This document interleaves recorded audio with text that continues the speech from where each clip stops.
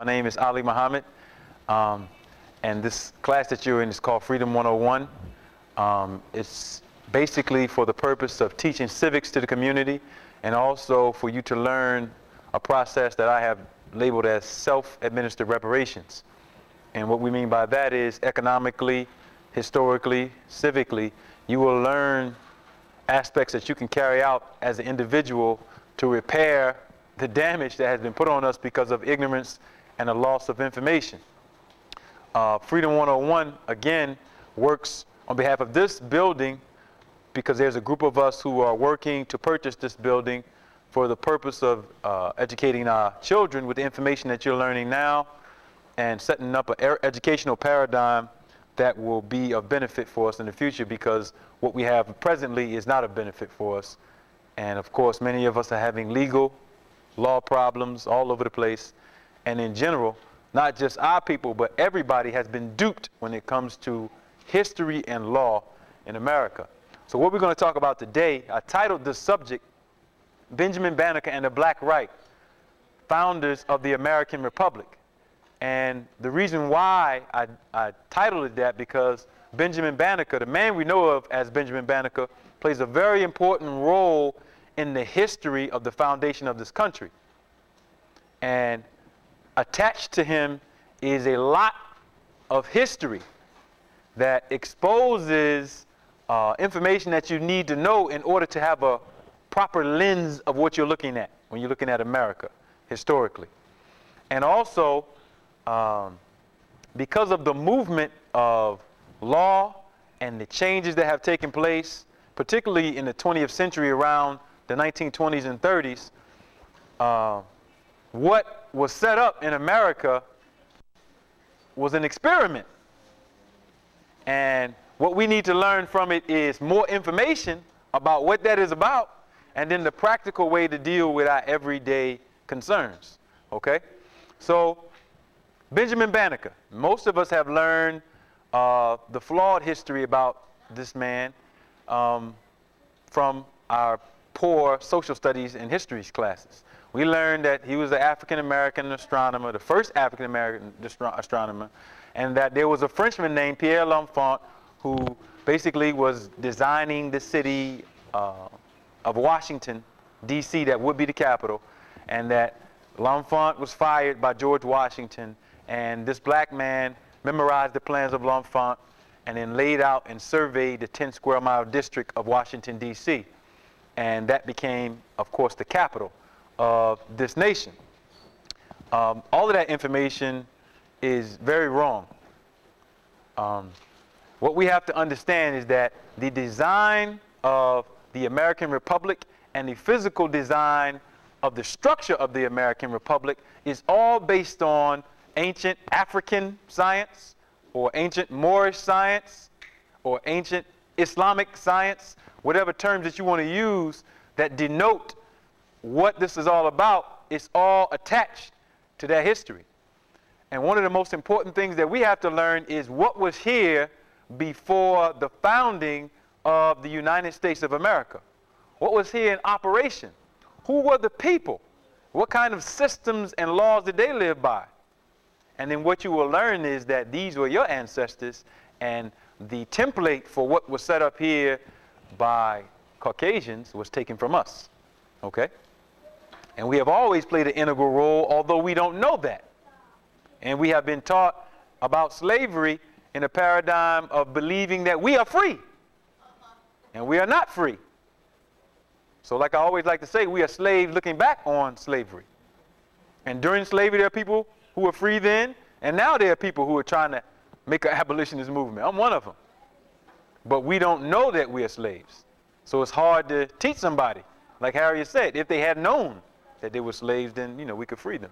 Okay, so I guess we can go to the screen and start out with some very important facts on indigenous history.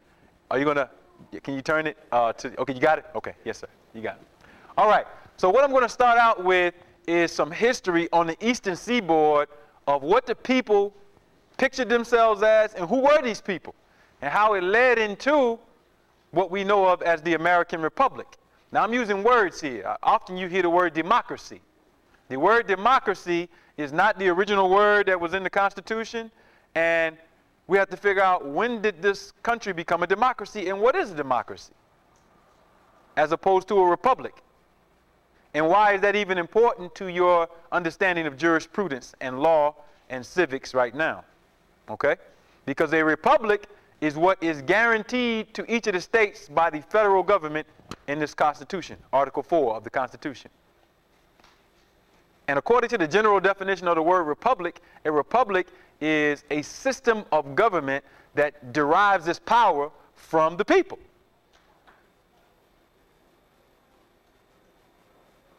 In a republic, the document of freedom does not grant you rights or give you privileges. It can only guarantee rights that you already have, which means that the job of the representatives in government is to protect the guaranteed rights of the people. So you don't get your rights from the Constitution. You had them before the Constitution. But in a democracy, you get privileges. You get granted rights like permission to drive, a license. That's for a person who does not know who they are, period, and doesn't understand the fundamental concepts of government. So this is where we are right now. But we're there because there's a break in our consciousness. And the only way you can break someone's consciousness is break their history, break their lineage. That's the only way you can do it. Because once they don't know who they are, then you can tell them who they are. That means that you become their God. Okay? So, I have a picture here. It's from a book called America BC. Now, what we have learned about Native America is completely false, especially ancient Native America. And the peoples that we are shown currently, who they are calling Native Americans or Indians, are not the original indigenous people of the Western Hemisphere. They're not. What do I mean by indigenous? Indigenous means that which occurs by nature. Indigenous deals with a scientific term and not a geographical region. I'll say that again. It does not deal with a geographical region.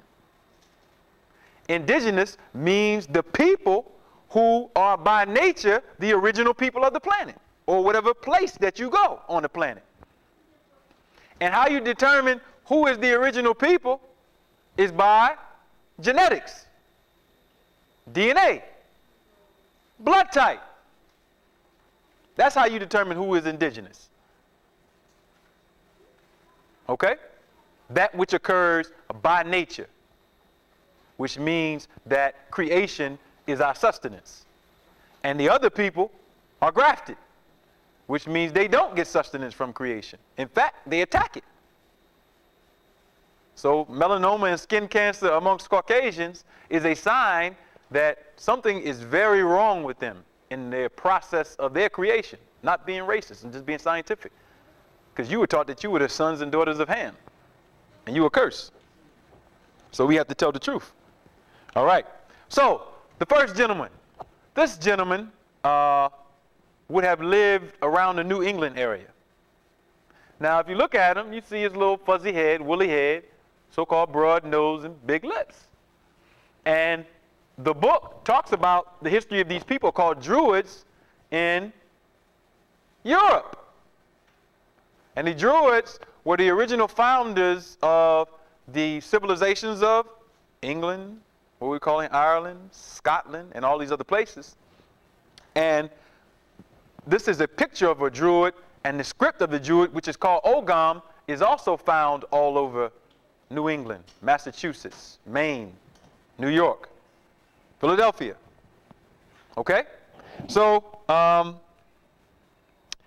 this actual picture is from Searsamount, Maine, and now is in a place called Sturbridge Village Museum in Massachusetts.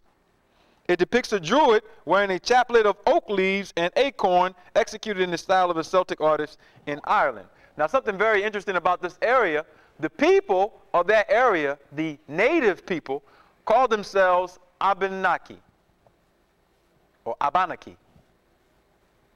Okay? And, excuse me? A is spelled various ways, but one way you can spell it is A-B-A-N-A-K-I, Abenaki or Wabanaki. And this same area is the place where many of the archaeologists have found hieroglyphics that match almost identical to Egyptian hieroglyphics. We went over that in some of the classes earlier. And this is what the people drew their faces as. This is what they look like. That looked like me and you. Okay?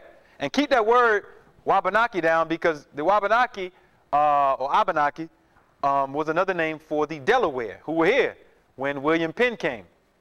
So-called Delaware, that's what they named it.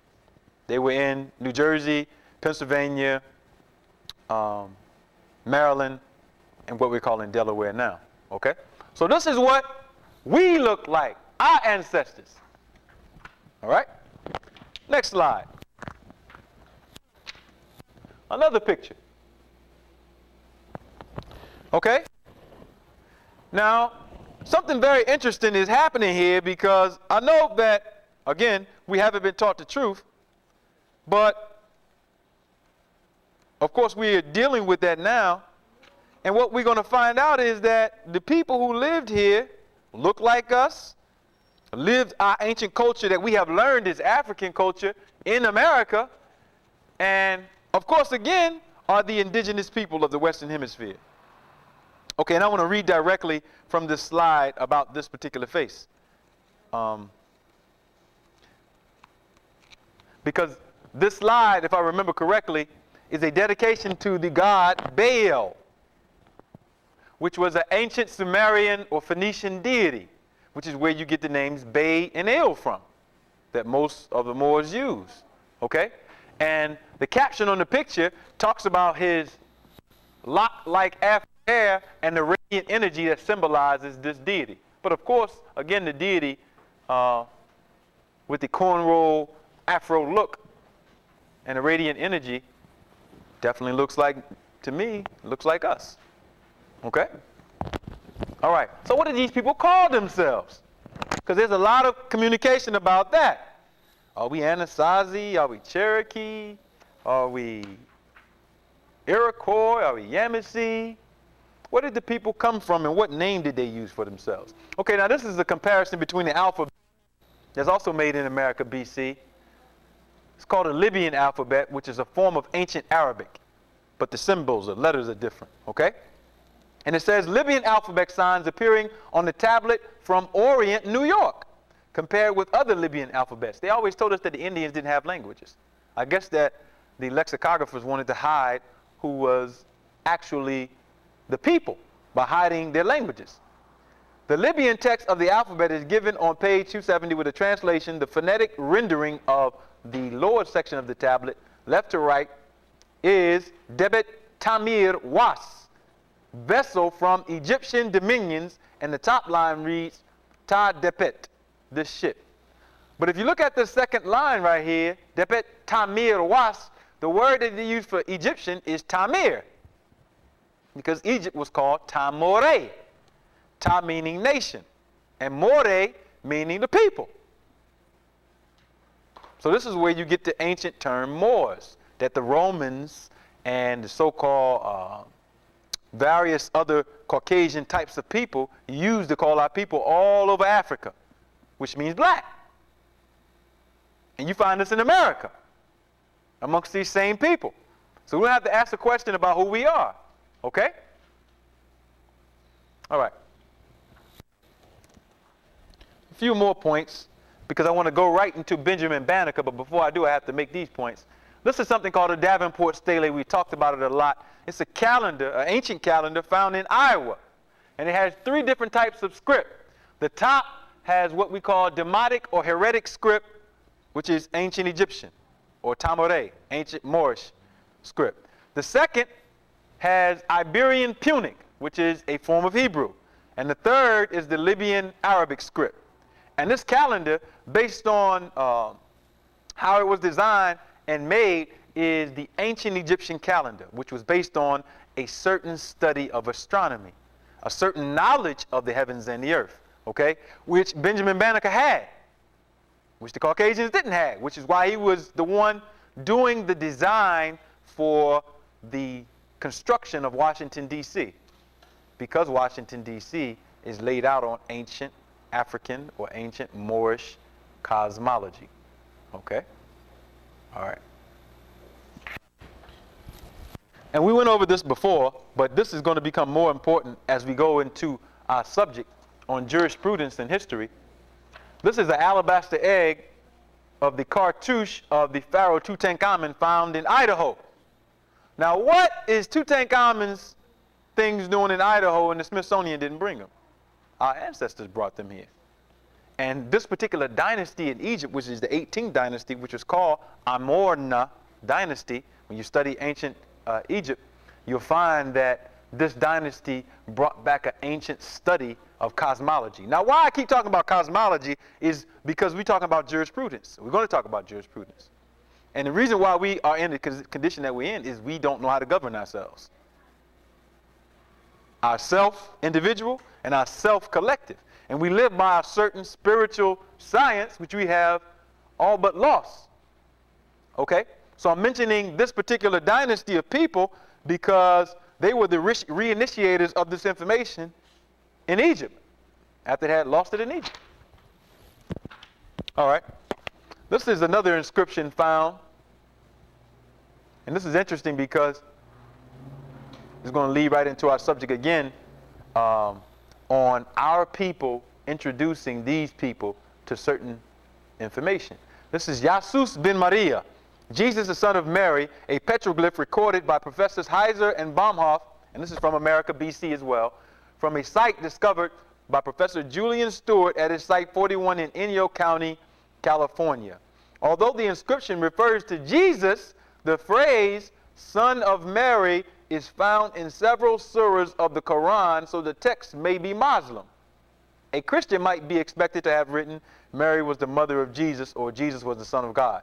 This text, deciphered by Fell and confirmed by competent Arab scholars, has been dismissed by one of the archaeological journal as an obvious attempt by Fell to appeal to the religious. So basically what they're saying is, Barry Fell is the man who wrote this book that I pulled some of this information from. And what he has done is he has proven that the people of Northern and West Africa and Central Africa were the true founders of civilization in the North, Central, and South Americas. No one came over the Bering Strait. The Bering Strait was an invention, and we have documented where the invention came in a script called Ulum script that was placed amongst the Delaware Indians by a Caucasian, which is why most of our people believe they came from the Bering Strait. All right. I'm going to lead right into the subject matter. This is another text that we've used before. And the reason why I'm mentioning this is because I want to show that these Masons that came over here were initiated by our black ancestors on this ground. Okay? And I want to show who we are and why, this subject is so dealt with so delicately. Abbreviated version of the Ten Commandments written in the form of Phoenician or early Hebrew script showing Greek influence. It is inscribed by scraping off the dark desert varnish to disclose the lighter bedrock beneath, and has changed little, if any, during the past century. It is located at Las Lunas near Albuquerque, New Mexico, and has been the object of study by the late Professor Robert Pfeiffer. So here in New Mexico, you also have these ancient Phoenician writings, which have Greek influence because we are the founders of the Greek language, showing the Ten Commandments. Okay?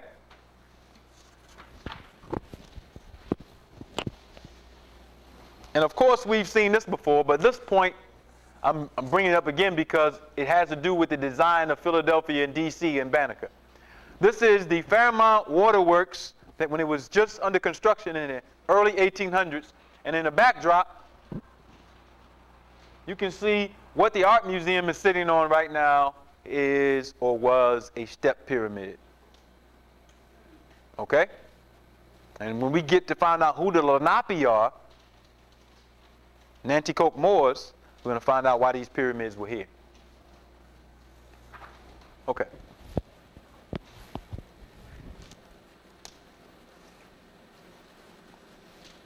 I guess I can do that now. We can come off of the slide for a second, and I can go over some information in regards to that, and then we'll come back. Okay. Now, the reason why, again, I titled the subject, Benjamin Banneker and the Black Right, Founders of the American Republic, is because, indeed, our ancestors taught the Europeans government. Again, although we have not had this information. Now, what do you mean our ancestors taught these people government? Which ancestors are you talking about?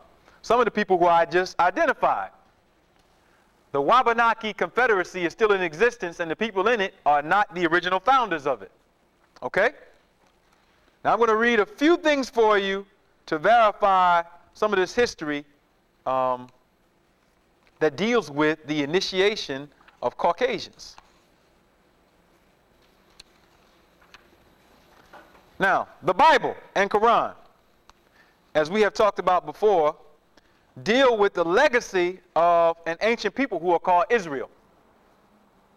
Israel, the word Israel comes from the Egyptian word Osiris, or Sare, Isra.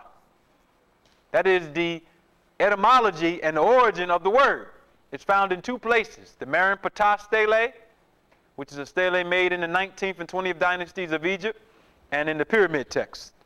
But I want to read you some information from the people who were governing right prior to the Constitution under the Articles of Confederation. Everybody know what the Articles of Confederation is? Anybody know? Can somebody tell me what the Articles of Confederation are? Anybody know? Articles of Confederation. Okay.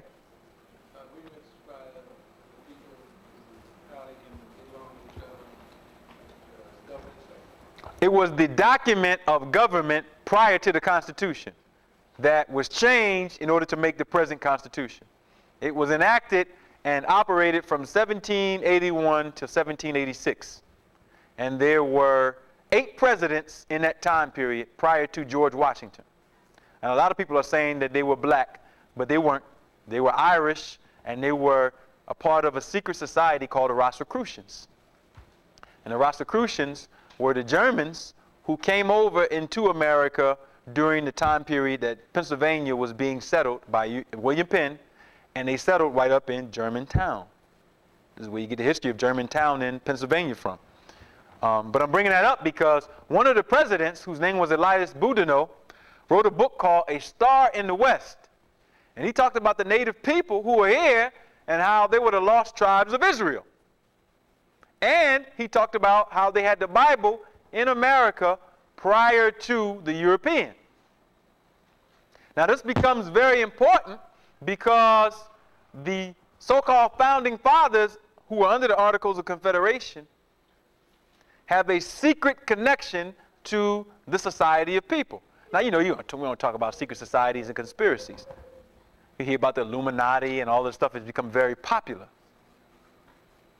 And people are just going all over the place with secret societies. But secret societies do rule your everyday affairs. Okay? But you have never known that there were black secret societies.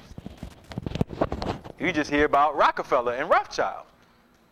But you haven't learned about your secret societies that have had drastic impact on planetary changes. But this is what we're going to read about. Okay. And it has everything to do with the information about this lost tribes of Israel history and who the people were who taught the Rosicrucian Irish people who made the Declaration of Independence, founded the Articles of Confederation, and then later had their government taken over by another group of white people from England, George Washington being the head of that. All right? Okay. This is his quote. Again, the book is A Star in the West by Elias Boudinot. And his quote is, he's talking about the Lenape, or the Nanticoke Moors. It is said amongst their principal or beloved men that they have it handed down from their ancestors that the book which the white people have was once theirs. Now the book that they're talking about is the Bible. Now again, I'm telling you, the Bible is the history of the most ancient lineage on earth. which is this Moorish or Israelite history, a black history, or Israel, meaning the people of Osiris. Okay? It goes all the way back to ancient Nubia. All right? That while they had it, they prospered exceedingly. Talking about the history of the Bible. And the reason why I'm bringing this up also is because there was a European, Charles Thompson, who was the Secretary of Congress from 1774 to 1786. And he translated for the first time the original Septuagint, which is the Old Testament, right here in Philadelphia. And that translation that he has is completely different from your King James Version. There are specific verses that are missing. And he also knew that this lineage of people that he was translating the text about and that he had been initiated into, right in Delaware, were giving him information about a particular group of people who were here, who are being talked about by Mr. Elias Boudinot, the third president under the Articles of Confederation. So I'm trying to give you some context. That while they had it, they prospered exceedingly, but that the white people bought it from them and learned many things from it, while the natives lost their credit. Now, when did that happen? Most people do not know that the first time that the Old Testament was written down was in Egypt, 285 BC, under a pharaoh called Ptolemy Philadelphus. Now, it's interesting that you get this place named Philadelphia. 285 BC was the first time that the Bible was written down. Prior to that, there was no Bible except oral traditions. I know you don't believe that because you taught that Moses received the 5 books. That's a lie. You can verify it right in the Bible because he didn't write about his own death, which is recorded in Deuteronomy. Hebrew was not even a language when the biblical scholars say that Moses lived. And when we find out who Moses really was, then we understand where and why there's so much confusion. Because it's all related to this Moorish Israelite history going all the way back to Kemet. Am I confusing anyone? Okay? So the first time the Bible was written down is 285 BC under Ptolemy Philadelphus. And this was for the purpose of learning about a particular people in Egypt who had had their cartouches and history wiped out. And they are called the Amarna dynasty, 18th dynasty. And you find them mentioned in the Quran under Amran, the family of Amran, 3rd surah. Okay? And their lineage, as is recorded in the Bible and Quran, is Noah, or Nu. After the so-called climatic destructions on earth, then it leads to Abraham and the seed of Abraham. Okay? Now these people are real people. Right in Cairo Museum, if you are smart enough to get the information, which we have it in the book Reparations Equals War, they have Abraham's body. It is the best mummified and preserved body on earth. It has been mummified for 3,500 years. We'll go into detail further. Okay. So the white people bought it off them and learned many things from it while the Indians lost their credit. Offended the Great Spirit and suffered exceedingly from the neighboring nations, that the Great Spirit took pity on them and directed them to this country. So now what is being narrated is the movement of what I just showed you or talked about, the people of North Africa, the people of Kemet or Egypt, Tamaray, moving into West Africa and then moving further into North, South, and Central America. And if you look at the time period of the largest expeditions, they were taking place during the 2 time periods. This period of Israel with the Phoenicians, and then the period we know of as Carthage. Same people though, different names. All right. That on their way they came to a great river which they could not pass when God dried up the waters and they passed over dry shod. They also say that their forefathers were possessed of an extraordinary divine spirit by which they foretold future events. and controlled the common course of nature, and this they transmitted to their offspring on condition of their obeying the sacred laws. That they did by these means bring down showers of plenty on the beloved people, but that this power, for a long time past, had been ceased. Now this is from A Star in the West. I'm going to read one more quote from him. This is Elias Boudinot again. He wrote another book called The Second Advent during the 1800s. And before I read this quote, I want to show you why he was writing these books. Take a picture of America and what was going on. Washington was under attack by the British and the natives as America was in the War of 1812 against the indigenous people and the British. America had just participated in the Barbary Wars on the coast of West and North Africa in heated battles with the Moors. And they sing the song, from the shores of Montezuma, from the banks of Montezuma to the shores of Tripoli. What is that song about? That's the song that the Marines sing to show that they had conquered from Mexico to northern Africa, the empire of the Moors, or the Muslims, the ancient people.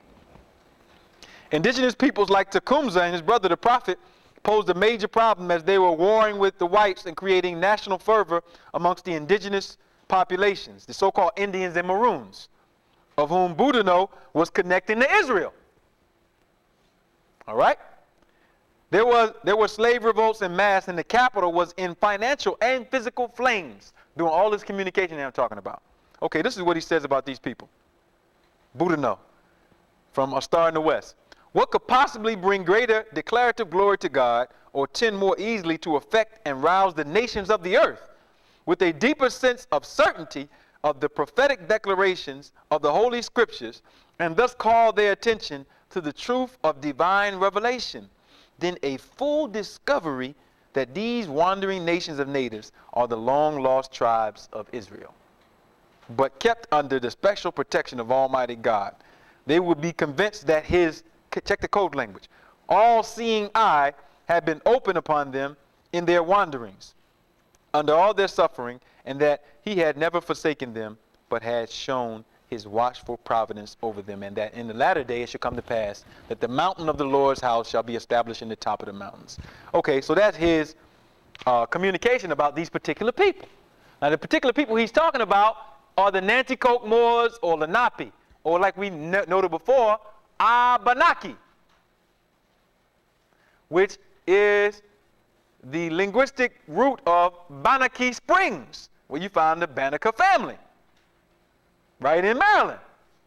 Okay? So this history of these people is very ancient, although they wouldn't like to say so. Now, these people had three branches of government. The three branches of government were the Turtle Clan, the Wolf Clan, and let's see, there was one more. Turtle was the oldest, the Wolf, and the Turkey Clan. All of these worked as branches of government. All right? The three main branches of government. Now, Charles Thompson, a white boy from Ireland, the Secretary of Congress from 1774 to 1786 under the Articles of Association and under the Articles of Confederation, was the secretary for the Lenape. They initiated him and gave him a name. And I want to read that for you when that happened. And this gentleman spoke some very interesting words about what was going on during that time period. But this is his initiation. And you can get this from the Pennsylvania Magazine of History and Biography. And it's a letter from Charles Thompson to Samuel Rose, Easton, PA, July 28, 1757. Okay? Pennsylvania Magazine of History and Biography, volume 20, pages 421 to 422. Okay? As a young man, Thompson was adopted into the Delaware Nation in 1757. The Delaware called him Wak Wulamund, or man who tells the truth. Thompson also witnessed the Delaware and Mohawk condolence ceremony 2 decades before the American independence. Check this out. It was Thompson who faithfully recorded the ceremony bestowing an Iroquois name on John Hancock. Now, a lot of things that they do is they mix these names up because these weren't the original names of the people, Iroquois, Delaware, etc. We told you who they were. One example of the legacy his interest in Native America left us in ancient documents. Years after the American Revolution, Benjamin Rush asked Thompson to write a history of the American Revolution, but Thompson declined, saying this. Listen to this. I will not, for I shall contradict all histories of the great events of the Revolution. Now, this is the man who was the Secretary of Congress saying, if I write down what I know, I'm going to contradict everything that y'all got. And show by my account of men, motives, and measures that we are wholly indebted to Providence for its successful issue. Which means that there's got to be an act of God for allowing for us to begin to change these histories this quick and make the changes that we're making. Let the world admire the supposed wisdom and valor of our great men. Perhaps they may adopt the qualities that have been ascribed to them, and thus good be done. I shall not undeceive future generations. So this is him in the book Autobiography of Benjamin Rush, page 155 by George Corner, C-O-R-N-E-R. Okay, so basically what this man is saying, first of all, he was amongst these people. They gave him a name. They initiated him. He took their Bible, translated it from Hebrew and Greek into English, and made it the first translation of the Septuagint in America. Okay? And he also said that he's not going to write down anything because he knew that these people were switching these histories up. Now, this man is also the designer of the seals of government. On the money. Now, if you go to your Department of State website, they give the whole history of him designing these seals. The seals came in 1782. But notice that the United States government only uses this little seal with the eagle on it.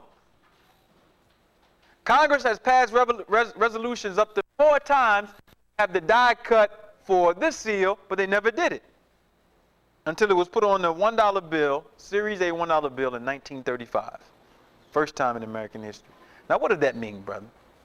What are you telling me about, brother? Why is all the symbolism on the money anyway? What does it mean?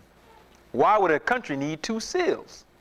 And what is being communicated to you that we have not picked up? All right. We're going to go back to the slides. Benjamin Banneker. That's how you spell his name correctly. Banneker. The offspring of the Ka, or spirit. Now, I know we've learned all kinds of histories about him, but his almanacs tell who he was. A lot of people say his grandmother was white, and she was from Wales, and she came over and she purchased his grandfather, whose name was Banneker, who was a Moorish prince, and she freed him from slavery, and they started their little farm. That's a lie. How do we know that it's a lie? First of all, he talked about his grandparents in his own almanacs. So let's take his words, and let's not take anybody else's words. What does he have to say about that? About the racial origin of his history? Well, let's read it, because this is important. Now, Mr. Banneker had 6 almanacs, and he also had a farmer's almanac. Why is this like this? This is not copied correctly. All right, let me pull one out. He had 6 almanacs.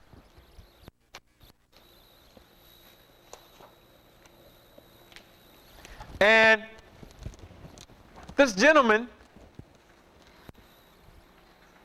did an enormous amount of work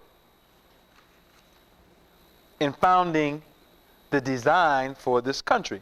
But I want to read a few things about his grandmother that he placed in his almanac, if I could find it in his text.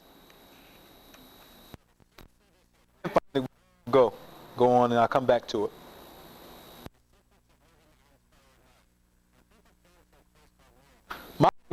is the name of his grandmother. And she was from Wales. Now, anybody who knows history during the time period that she lived, Great Britain was in a civil war because of the Moors, the black Africans, being in Wales, in the place that we call Wales, which is the southeast of Great Britain. Now, look at himself. This is a quote from Benjamin Banneker, Silvio A. Bedini. He says, and this is him commenting to Thomas Jefferson, I freely and cheerfully acknowledge that I'm of the African race.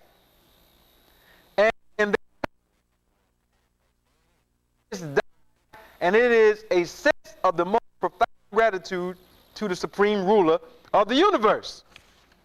So not only does he say black, he say I'm of the deepest dye, which means I'm really black. Okay? And I want to get to the part that talks about his grandmother very quickly. Okay, here it is. This is from his almanac. This is from his Pennsylvania, Delaware, Maryland, and Virginia almanac and ephemeris. And this is the commentator commenting the introduction. Baltimore, August 20th, 1791. A free black is a who was born in Baltimore County. His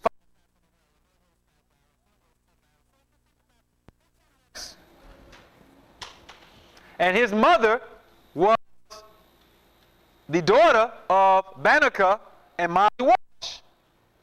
Okay? Let's go further. This is a book called The Discovery and Archaeological Excavation of the Benjamin Banneker Homestead in Baltimore County, Maryland. Now, in Baltimore County, Maryland, or during that time period, only landowners could or would pay taxes. Women, particularly white women, were not landowners and did not pay taxes. But what this book proves is that James Banneker and his wife, which were, his grandparents, another name that he went by, both were taxpayers. And if I could read the comment very quickly, directly from the history of Banneker.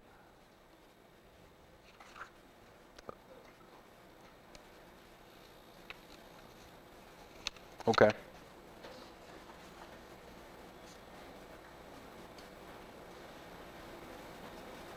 A lot of this information I'm going to have to come back to. I'll come back to that. But in particular, I just wanted to cover the fact that Banneker's lineage was all black. All right? Now let's go quickly into parts of the subject that we want to go to. Now, this man is given credit for the design of Washington, D.C. Now, why is the design of Washington, D.C. so important? What did I do with that slide that quick?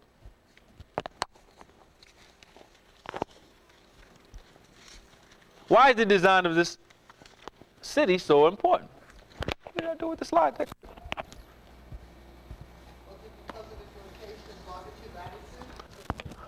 Oh, here it is right here. Okay. All right, let's put it up. Let's put it up. Let's look right into it. And what we're going to find is something that's very, very powerful. This is from the book that we wrote, Benjamin Banneker, A True Founding Father.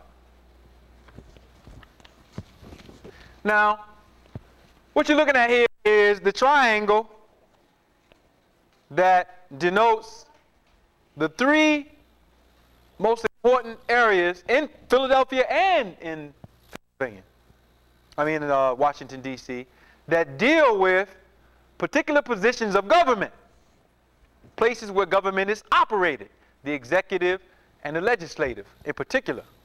Okay? Now, what we have to also remember is that Washington, D.C. was not the first capital. New York was a capital, but during the time that the Constitution was written, guess where the capital was? Right here. Washington, D.C. was not even designed yet. I'm telling you that he designed it in the 1790s. And this is 1787. So what district are they talking about in this document? Raise a question. That's all. If this was the capital, they're talking about this district. first, before D.C., because D.C. wasn't built yet. They're going to lay out the survey. This survey was already laid out, and this is why I'm showing you that both cities have a construct of a triangle that are exactly the same, where particular places of governing systems operate. Okay?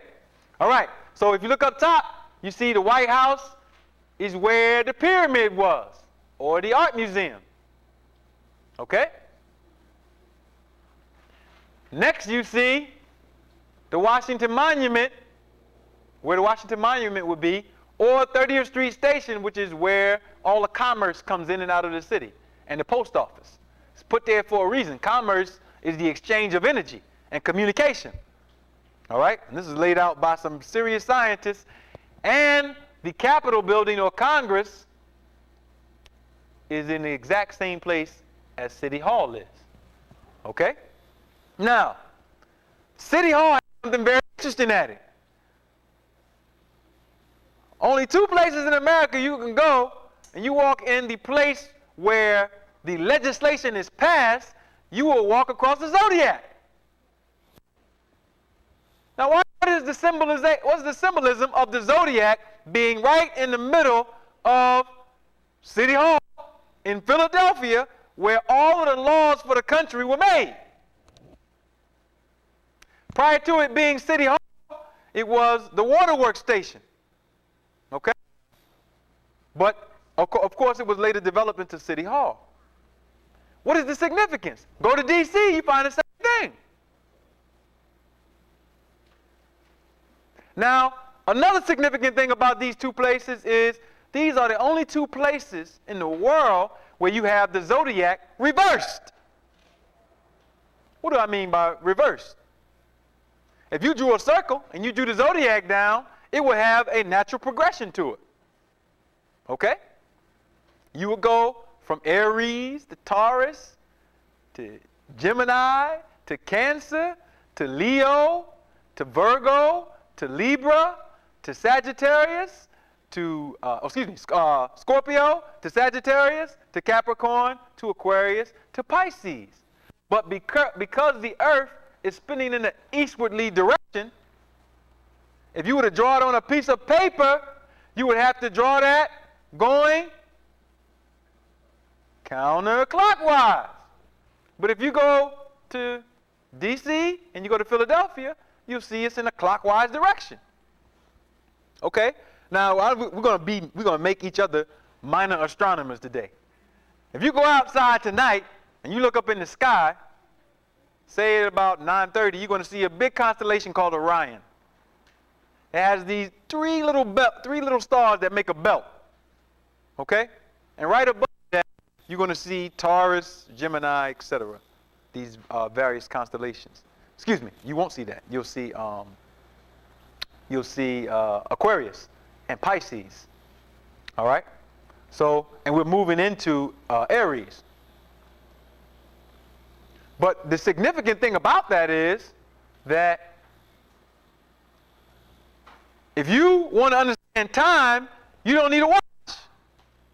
Because the watch is based on the zodiac. This is why you have 12 on it. And the progressions. All right? So the real watch is the movements of the heavens and the earth. Okay? I want to be very clear. So if you were to stand outside and all day long or all night long, you just see the zodiacs moving across the horizon from the east to the west, setting. And there will be 12 major ones. All right? The only other place in the world where you have a reverse zodiac is in Egypt, at a temple called Tentera. All right? And the reason why the zodiac is reversed is because of what is communicating about time and motion. Now, you might not understand that right now, but we're going to get to it. Why are these things positioned like they are? The reason why they are positioned like they are is because they are showing some information about astronomy and cosmology.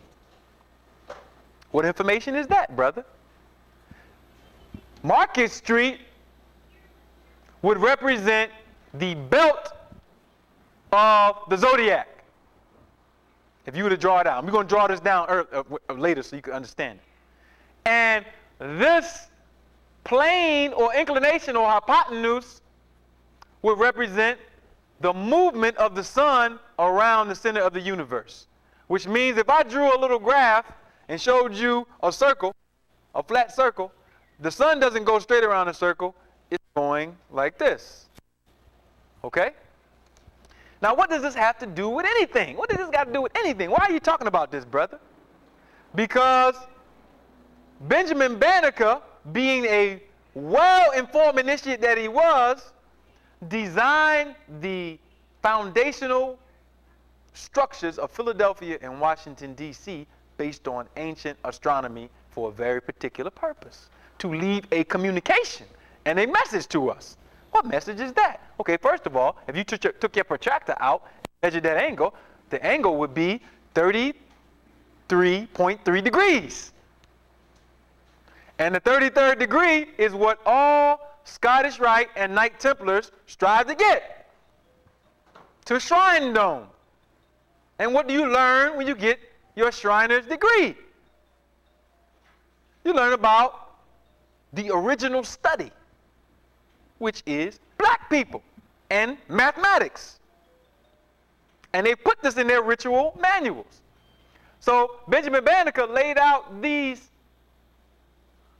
places based on particular stars and based on ancient cosmology or ancient astronomy, which shows the exact geometric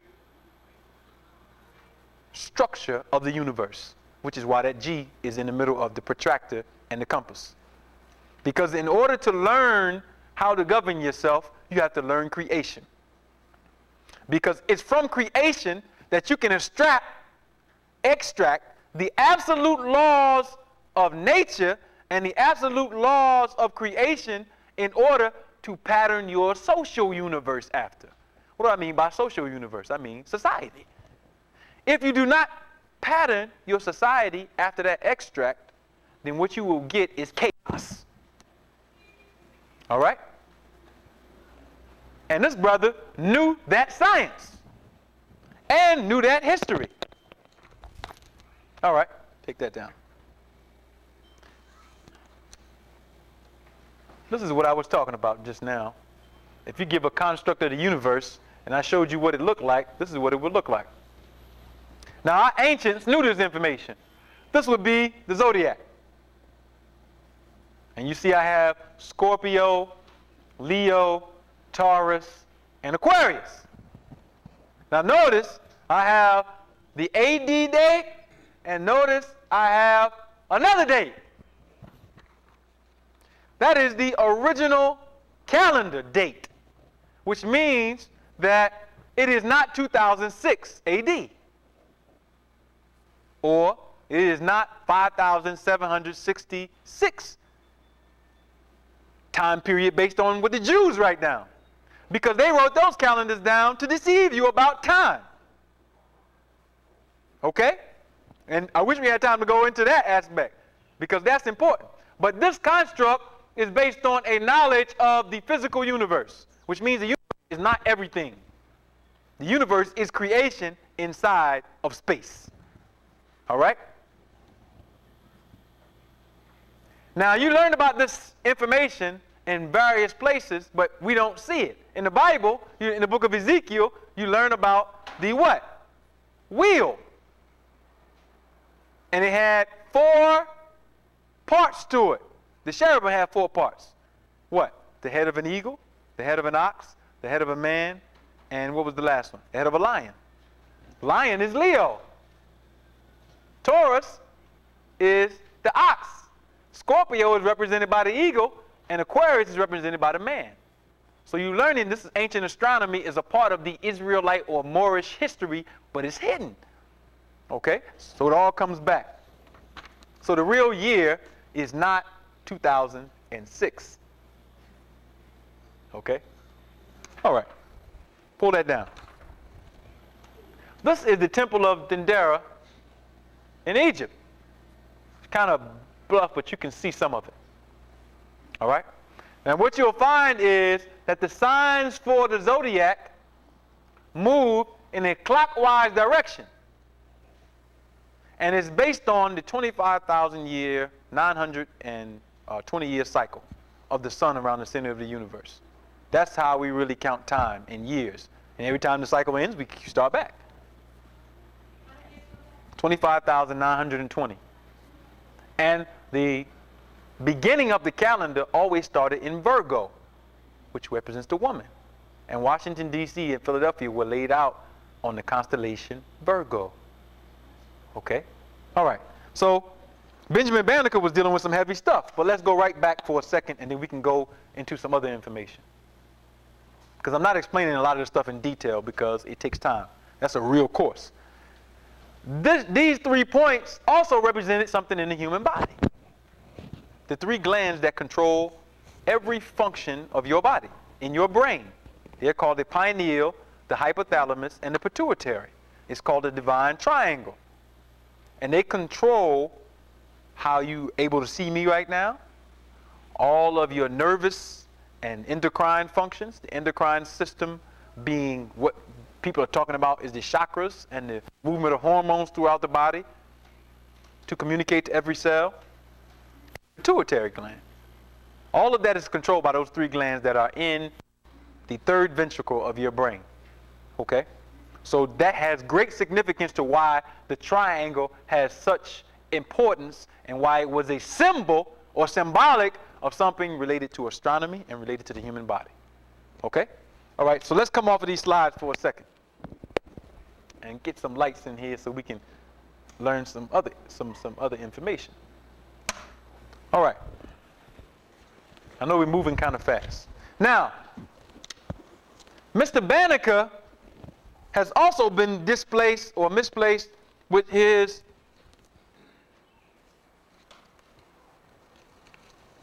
contribution to the government. And the reason why is because he was under another name. Now, I know you're not going to believe me right now. I don't expect you to believe me, but I'll go into further detail of this in the next class. The reason why you don't know a lot about Mr. Banneker until a certain time period is because he's under another name, and that other name is Benjamin Franklin. Now, you say, wait a minute, boy, wait a minute, you're going crazy. Now, go back to the subject of secret societies. And I'm telling you that this is an experiment. And when I go over the history the next week, you're going to get a clear understanding of it. The man we know of, Benjamin Franklin, used 9 aliases during his whole lifetime because he was trying to hide his identity. And you notice, after I go over the lecture, the beginning of the lecture next week, they came into contact with all the same people. Thomas Jefferson, George Washington, John Adams, Benjamin Rush, and they never came into contact with each other. Why is that? They both had an intricate connection to the natives. Okay? And again, the design of this country is based on ancient African science. What African science are you talking about, brother? Because you keep saying that. Okay, July 4th, 1776. Why was that date chosen?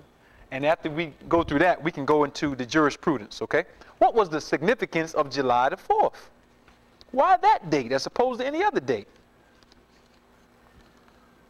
What is July 4th astronomically? Let's read it. Because it's based on the flag. Now, the Honorable Elijah Muhammad said a black man from the South designed the flag. The original flag, 13 stars in a circle, 13 red and white stripes. Red, white, and blue, which are the code colors for masonry, the 3 degrees of masonry. White being the first, red being the second, blue being the master mason. All right. When we showed you the slides, we talked about Sirius. Now, Sirius is a star system that's at the center of the universe. We have known this amongst our people for long time periods. The Dogon talk about it. The Egyptians, our ancestors, based the calendar on Sirius because they knew the cosmology, the structure of the universe. Okay. But let's check this out. The significance of serious and ancient traditions surrounding government plays an important role in the establishment of the government of the United States of America and in our own establishment of our government that is materializing. The only reason that the people who rule unjustly have been able to rule unjustly is that they were dealing with a superior wisdom or supreme deception. It is the initiation of that wisdom that will free us. Okay, listen to this. From a book called Know Your America, a suggested course in Americanism prepared and distributed by the American Legion, the context and meaning of the establishment and design of the American flag is given. It states, quote, question 1, by what authority was our national flag established? Answer, authorized by Continental Congress. Now, who did they tell you designed the flag? Betsy Ross sold it. Who designed it? Do they say? They say they had a committee of people. Thomas Jefferson was one of them. Benjamin Franklin was one of them. To design the flag, right? All right. Question, and Francis Hopkinson. Question 2, quote the exact language of the original flag law. Answer, resolve that the flag of the United States be 13 stripes, alternate red and white, that the Union be 13 stars, white in a blue field, representing a new constellation. What are you talking about? What new constellation? He's talking about an order of information. Okay? What is so important about that order of information? And the number 13. Go back to astronomy. Let's go, astrologists. July 4th, when you're counting astronomy, is in what zodiac sign? Cancer. The ancient sign for Cancer is Kepler, which means the self-created one.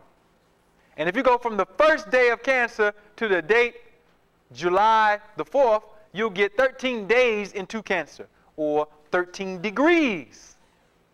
The number 13. Now, on July 4th, 1776, John Hancock and Charles Thompson were the ones who signed the Declaration of Independence, not Thomas Jefferson. They put their signatures on it. Now remember, John Hancock and Charles Thompson were the ones who got initiated into the Nanticoke, or Lenape. So they signed they put their signatures on the Declaration. Thus, we hear the term put your John Hancock on something, your signature. So look at, this is from the book, The Secret Architecture of Our Nation's Capital. On that day, July 4th, Congress agreed the wording of the Declaration, and it was signed by the President of Congress, John Hancock, who was a Mason, and the Secretary of Congress, Charles Thompson. He goes on to say, the Mason who first signed the Declaration of Independence would have been aware of the particular significance of July 4th as a cosmic event. Now, what is going on that makes it a cosmic event? On this date, if you were to be able to step off the earth for a second and look down on the whole universe, the earth, the sun, and the Sirius constellation will all be in one line, which manifests a certain type of spiritual force, which was known amongst these people, or at least they were taught by somebody, which is why they chose that date. Which means when you make a decision, a mental decision, to affect other things, you have to know something about astronomy. Thus, on your birth charts, astrologists are looking at the planets to try to figure out different aspects of your consciousness. That's an ancient science. We don't use it no more. We just do stuff, sloppy. But the significance of this is those who have that information consciously have more brain power. I'm going to say that again. Those who have that information consciously have more brain power. You cannot outthink them. Why? Why? All right, let's deal with this. Go back to your brain for a second. And we're going to go over this again. Your brain is controlled by 3 glands that we just mentioned. All right?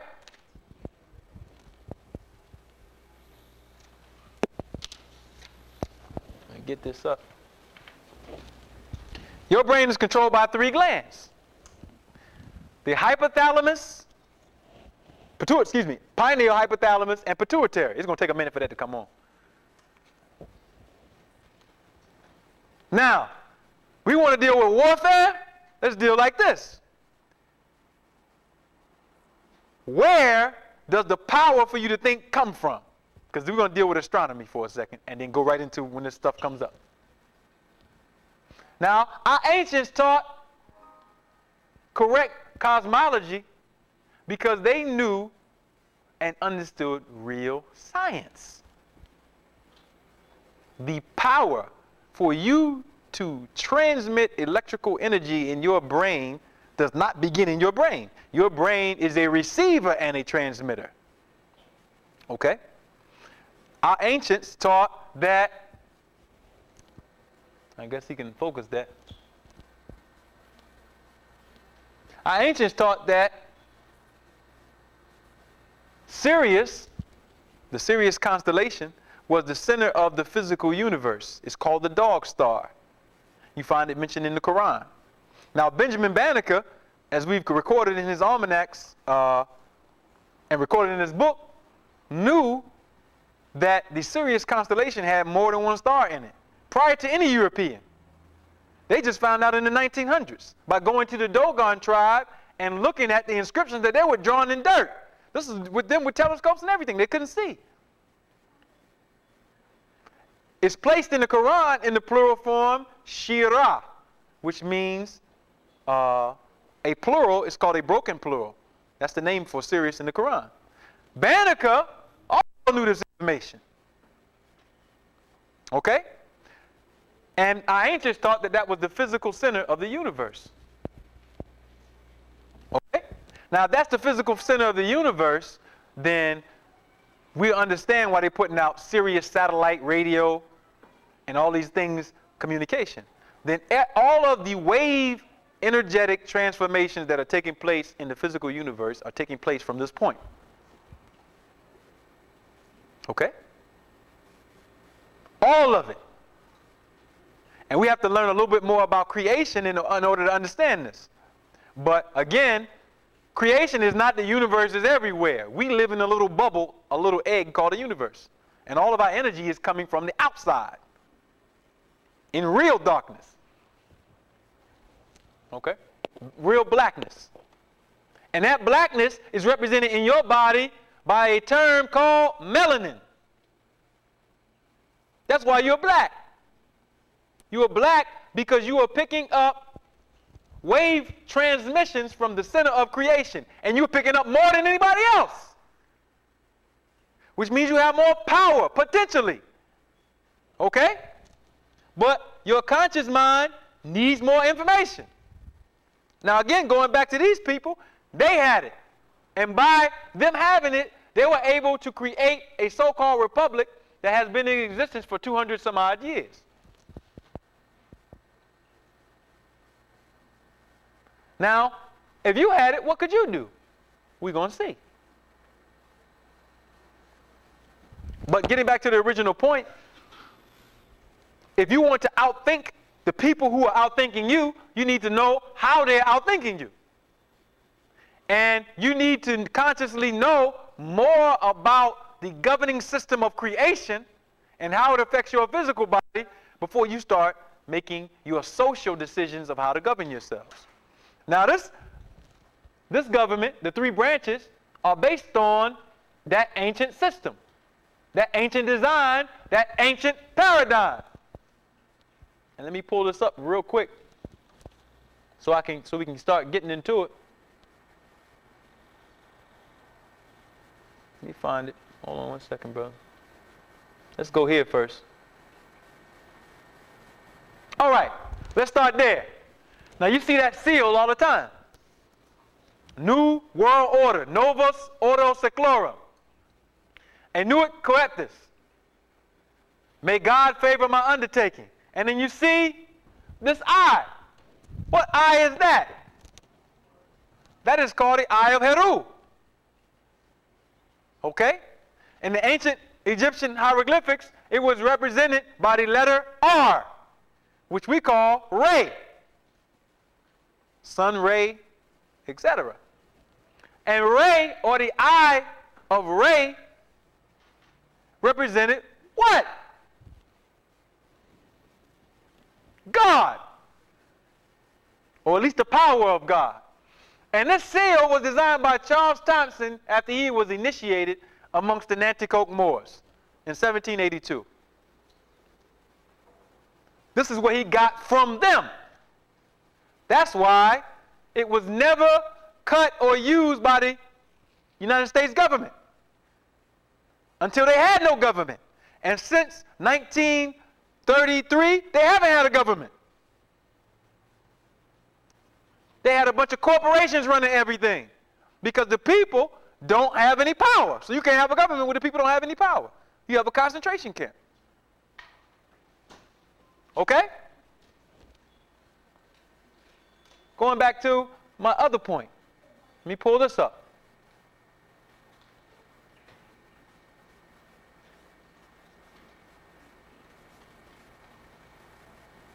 Let me find it first. Okay, here we go, right here. That's not it. What I'm looking for is a design for the human body. And if I can find it, endocrine system, I'll get it. Okay, there we go. Let me make that bigger so you can see it. Take up the whole page. All right. Now this is a course on government. And the brother is showing us the human body. All right. Right in your head, you have this gland called a pineal gland. Okay? This gland is the gland that picks up on all wave formations in the universe. And again, the universal signal is coming from Sirius. And what that universal signal is, or wave formation is what manifests in your body as melanin. So without black, you can't see any colors. So you need that wave transformation, and in this gland is where the beginning stages of melanin takes place. Once that gland is not picking up the signal, you are what we call dead. Okay? Now notice, a few weeks ago, when Bombada did a little experiment with Brother Merkaba, we put our hands over his head, alternating. After we tried to pick him up the first time, we couldn't. But after we did that, we had more power. Which shows that the crown of your head is receiving energy. Okay? All right. This gland picks up the wave formation and transmits it into neurotransmitters. Neurons. Neurotransmitters. Nur. Al-Nur. Al-Nur is the light. Nur-an is the light from heaven. Light is a wave and a particle. Okay? The more neurons you have, the more information you can pick up on cosmically. The more information you can store, the quicker your understanding is. Okay? Hypothalamus connects the endocrine system, which is hormones, and the neurotransmitters. Then you have the pituitary gland, which communicates all hormones to every part of your body. Now, go back to government. Pineal.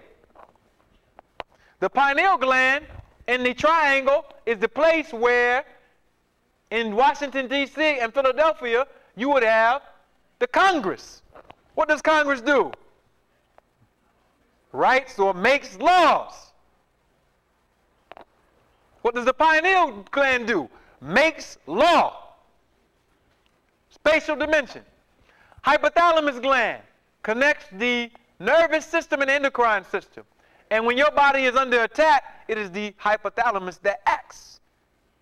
It is in the same place or design that, if you were to look at the triangle, that the White House is in. And the executive government does what? Protects the body or the government. All right? Pituitary deals with all commerce or movement of what?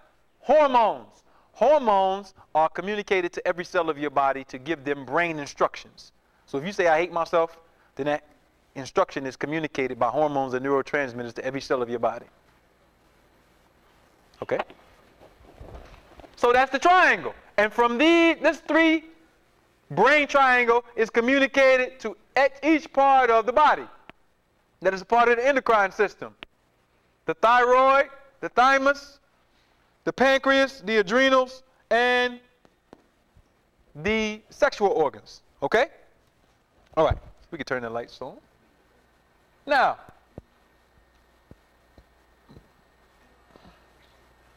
again, the people who designed the government, legislative, judicial, and executive branch, got this information from us. And they wanted to make a republic that would last forever. So let's talk about that republic. We don't have to take a break. We're going to jump right into this information. Are you in a republic right now? No, you are not. You are in a democracy. As Malcolm said, democratis, which means the rule of the devil. So what do you need to know? You need to know real jurisprudence. What is real jurisprudence, brother? Let's see. All right. Now, this is after the Dred Scott case. The Dred Scott case is what most people like to quote and say the black man does not have any rights that the white man is bound to respect. But yet, this is a black woman going into the state of Virginia to file her citizenship papers. And what did she do? She went to the county of Petersburg, which is in the state of Virginia, and got the county clerk's seal to authenticate her status. After Dred Scott. She's black. I'm going to go to another one that's okay.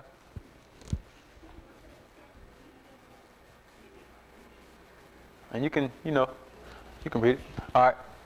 Another one. This is from 1854. I believe this is 1854. Okay, this man's name is Samuel Fox. He's a citizen, capital C, of the United States of America. And he is described as sight, African complexion, black woolly hair. He was an American seaman. So why wasn't he a slave?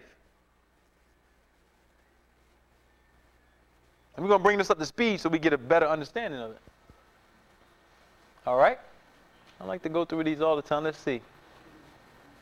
And this is one of my favorites. Because when we talk about the authentication process, if I can make this bigger, let's see. I need to make this bigger.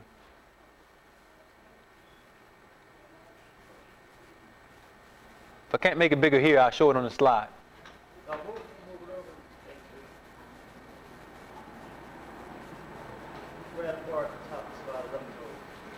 The top? Always put there, right there. Just click and hold it and move it over to you.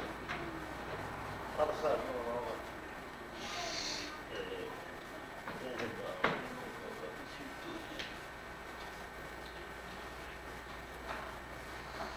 You know what? I have it on the slide. And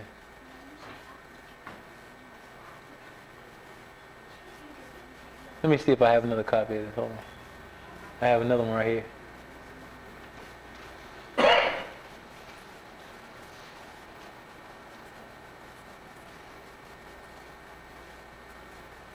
Okay, it's going to come up. But the reason why I want to show this one is because it shows and talks about the authentication process.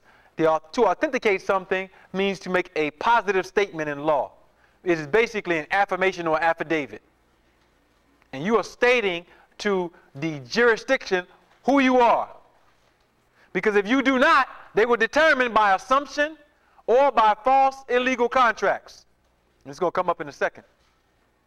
So the reason why we are not in a republic now is because the people have lost information. Even if it's by deceit, still lost it. All right, this is kind of light. I don't know if I can make this bigger.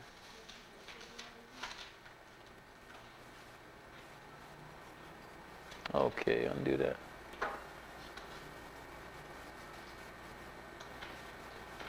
Let me make this bigger. All right, now I'm going to go down on this.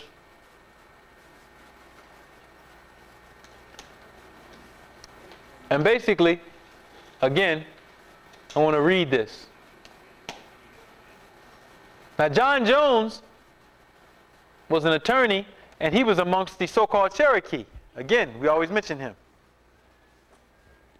And he basically presented and filed in the office of the clerk of the court of the county and state aforesaid a certificate duly authenticated of freedom. So when we talk about jurisprudence and status is, who are you? You cannot be a 14th Amendment citizen. You can turn that, we can turn this back on. I'm going to turn this off. You cannot be a 14th Amendment citizen. Why not?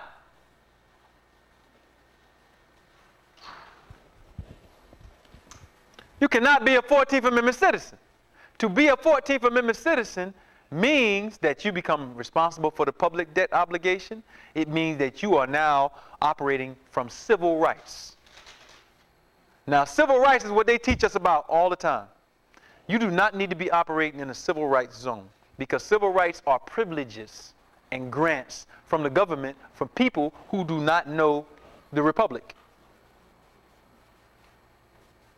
To be a free person is for you to know it and put it on record in the county by affidavit. Now, what will happen when you do that? When you do that, you become responsible for your own rights and responsibilities, which means you don't have to pay into Social Security. You don't have to pay into federal taxes. You won't be responsible like other people to being a bonded or fugitive slave. And if you ever have to go to court, you can go and deal with real law as opposed to codes, regulations, and ordinances. Contract. Okay? But the bigger part of this deals with your political, natural, and personal rights. By political rights, we mean rights by the document of freedom that's supposed to be the document of the country. Okay? Again, the Constitution does not give you rights. The government is only here to guarantee your rights. So you have natural rights. Then you have personal rights that cannot be violated along with those natural rights. But the whole thing that we have been arguing over is the 3/5 clause. And we, with 3/5, they treated us bad because they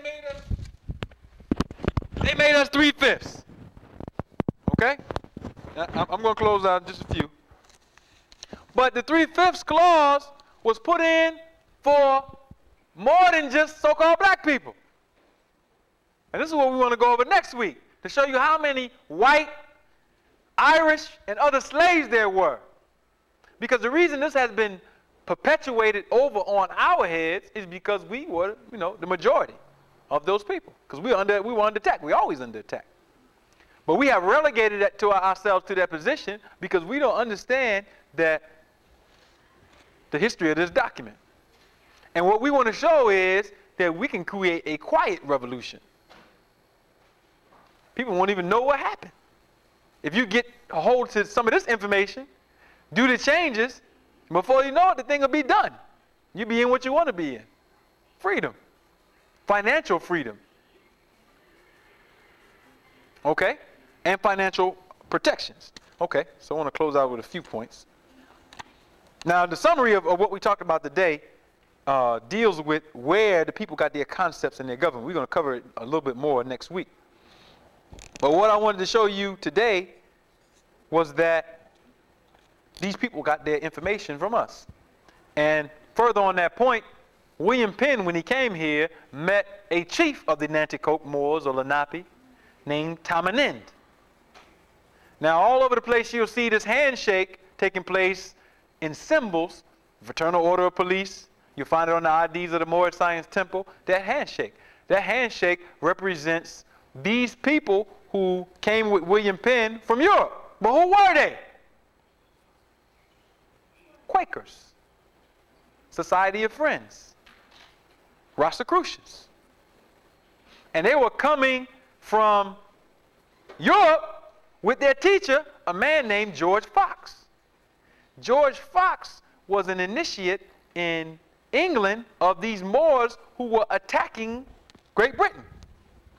And the Islamic influence on George Fox is what gave rise to these Rosicrucians coming over into the United States of America and founding their first place or province, which they were granted, called Philadelphia.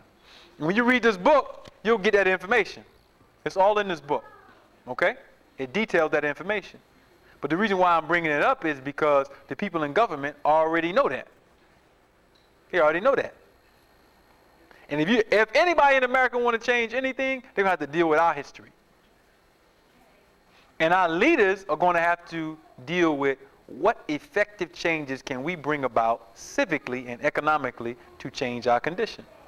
And the first thing we have to deal with is our status, which should not be documented by birth certificate at all. It should be authenticated like these black people were doing. In forever. We've been dealing with problems so long with no answers. If a simple answer comes, we don't even want to take the step.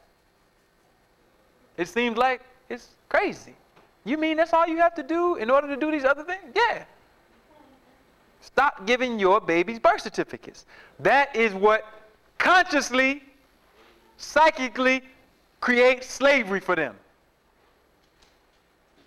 And they begin to be cut off from divine protection. Period. Once you start making deals with the devil, there is no God for your children. I'm going to say that again. Once you start making deals of inferiority with the devil, there is no God for your children. The Quran says that Allah will not help a person until they help themselves. What does that mean? God, not even God is going to help me until I help myself? I mean, it must mean I have God power. So, what we wanted to say today is that our ancestors played a major part in the construction of the concepts. It wasn't Plato's Republic. It was the Abenaki. It was Benjamin Banneker. It was others who we haven't mentioned today, who took part in being here and running and operating their governments and invited white people in. Now, of course, we have learned a great lesson about giving our secret information to white people. We should never make that mistake again. Keep your information amongst yourself and amongst black people that's willing to protect it. Okay? So we're pretty much done. If we have questions, we'll start right there. Any questions? Yes, sir.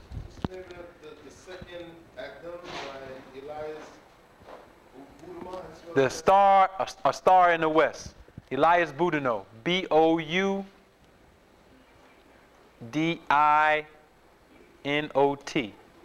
Elias Boudinot, a star in the west. And he also wrote a book called The Second Advent. Right. And he was one of the presidents under the Articles of Confederation.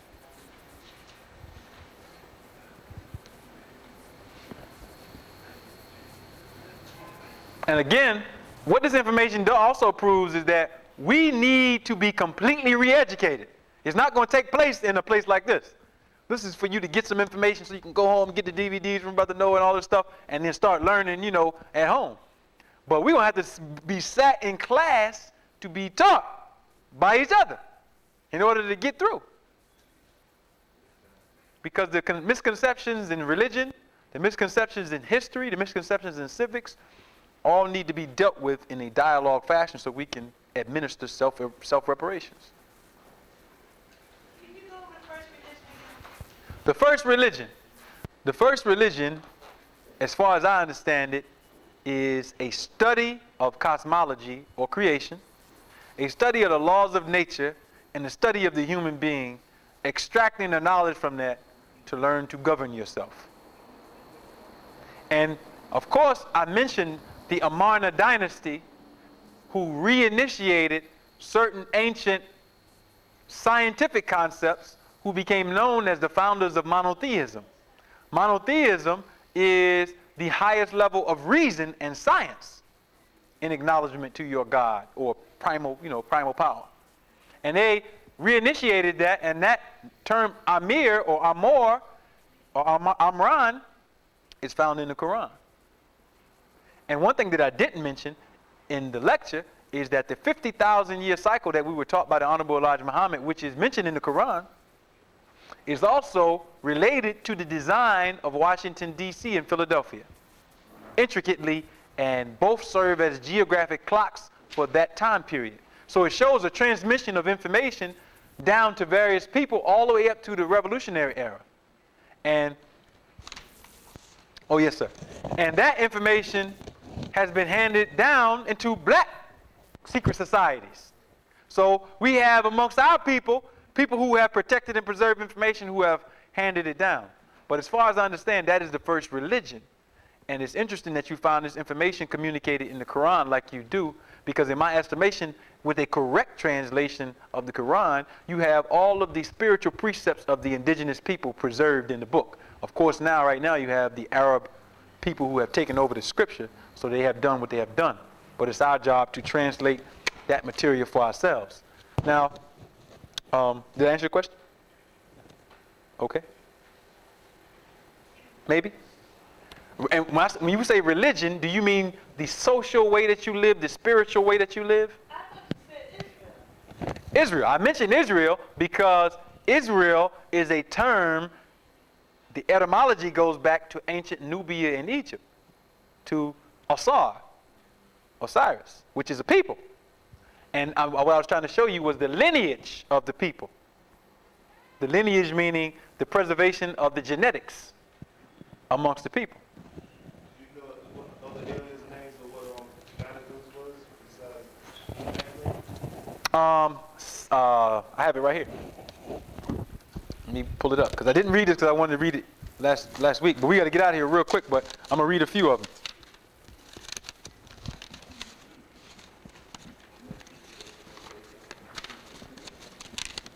Silence do good.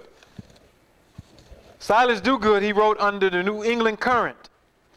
Kaelia Shortface, Martha Careful, American Weekly Mercury. And what was happening is he would write in various newsprints under alias names.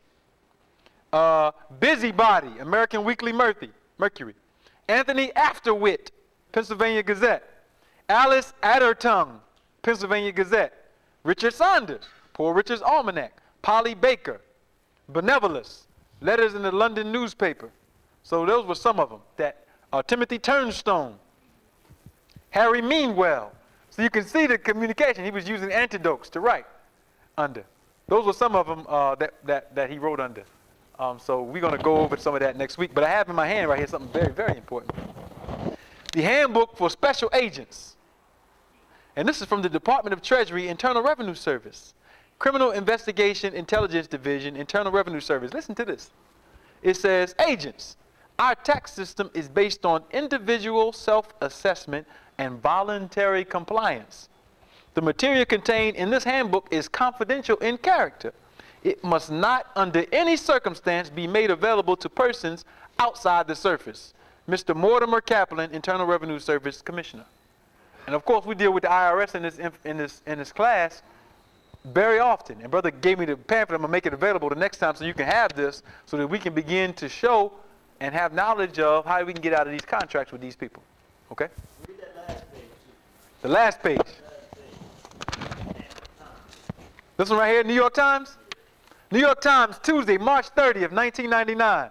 On the occasion of the 38th anniversary of the accession to the throne of His Majesty King Hassan II, the National U.S. Arab Chamber of Commerce takes pride in the bipartisan demonstration of support by undersigned U.S. members of Congress and endorsed by J. Dennis Hastert, Speaker of the House of Representatives, in recognition of the enduring friendship and economic cooperation which binds the United States of America with the Kingdom of Morocco, the first country to recognize American independence. That's very important because we do use and talk about the Treaty of Marrakesh, or the Treaty of Peace and Friendship, 1787, and cite the ancient black Moors who were in America in various parts who used these treaties in order to ensure their protections. Okay? So that's very, very, very, very important, and it goes even further into the secret of the what is called the ancient Egyptian Arabic order of the Nobles of the Mystic Shrine, which was the first black shrine dome initiated in America. And there were various people who were part of that, but the reason why it's important is because it deals with the two books of law, Bible and Quran, and it's related to this treaty as far as information. The United States and Morocco shared an uninterrupted period of friendship, starting with Morocco being the first nation to recognize the independence of the United States of America and to have signed in 1787 a treaty of friendship and cooperation, the first of its kind concluded by the young republic. The United States and Morocco continue to share common values of liberty, democracy, and peace, as well as common interests and goals in global security, particularly in Africa, the Middle East, and the Mediterranean region. And it's interesting in books, the almanacs, he mentions the Sultan, Muhammad ibn Abdullah, who was the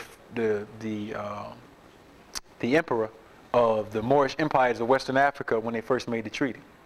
And again, that goes into the history of him knowing the two. The New York Times, Tuesday, March 30th, 1999. So we got that. So, yes, sir. Is there anywhere where anybody has took from the book to use anything with their laws from the coming forth by day, or the book of the dead, besides the glorious Quran and the Bible? Well, let me say something about that very quickly. The first recording of the Book of the Dead was in a papyrus called the Papyrus of Ani. The Papyrus of Ani, which recorded the ancient laws of Ma'at and recorded the glorious Book of the Dead, was first printed into existence on the papyrus of the Amarna dynasty. And it was E.A. Wallace Budge, who was the first white man who went and translated this papyrus, this ancient papyrus, which we're calling the Book of the Coming Forth by Day. But I'm mentioning that to say that the information that has been passed down as far as our sacred laws coming from that Amarna dynasty, we find that it's passed down chain for chain for chain all the way down to Muhammad. So the reason why I made the Quran, I said it is a retainer of all the spiritual laws when we know the correct Arabic, is because this information was put for the first time in a book in that form. So if we get down to using that material or one book and get our own translations correct, we'll be able to preserve it. And it's also in this treaty, Article 21 in the original Arabic, it states that the Sharia, which is the laws of the Quran, is the law of correspondence between these ancient Moors or Muslims and the United States of America. Okay?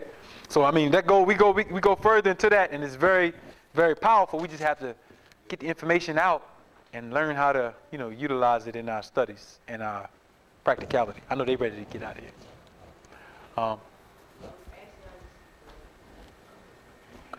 Any more questions? Any more questions? Okay, so we close for the day. Sorry we took so long.